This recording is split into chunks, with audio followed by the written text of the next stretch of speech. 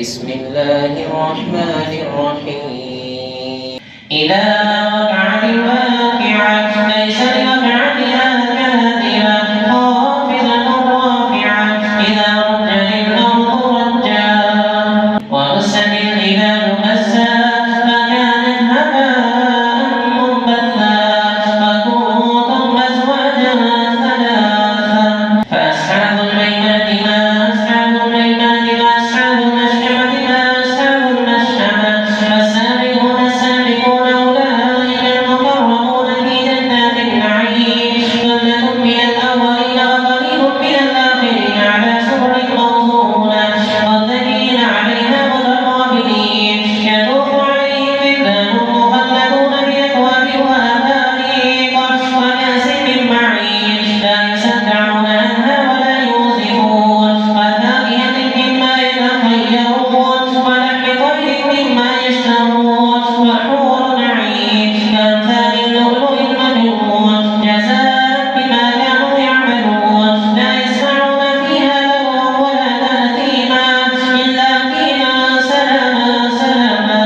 وأصحاب اليمين ما أصحاب اليمين في سدر مخضود ونبع منضود وظل ممدود وماء مسكوب وفاكهة كثيرة لا مقطوعة ولا ممنوعة وفرش مرفوعة إنا أنشأناهن إنشاء فجعلناهن أبكارا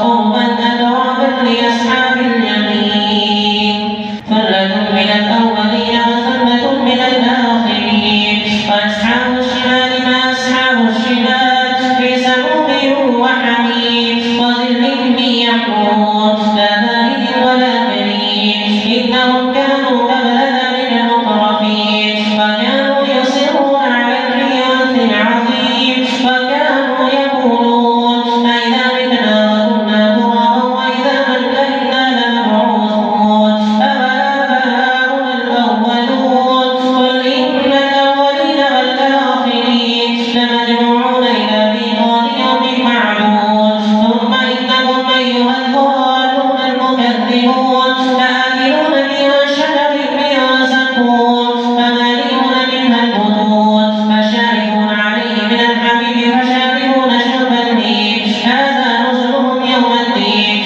نحن خلقناكم فلولا تصدقون أفرأيتم ما تمنون أأنتم تخلقونه أم نحن الخالقون نحن قدرنا بينكم الموت وما نحن بمسبوقين ألا أن نبدل أمثالكم وننشئكم فيما لا تعلمون ولقد علمتم النشأة الأولى فلولا تذكرون أفرأيتم ما تحرثون أأنتم تزرعونه أم نحن الزارعون لو نشاء لجعلناه ضالا فظلتم تفكرون إنا لمغرمون بل نحن محرومون أفرأيتم الماء الذي تشربون أأنتم أنزلتموه من المزن أم نحن المنزلون لو نشاء جعلناه جالا فلولا تشكرون أفرأيتم النار التي تورون أأنتم أنشأتم شجرتها أم نحن المنشئون نحن جعلناها تذكرة ومتاعا للمقوين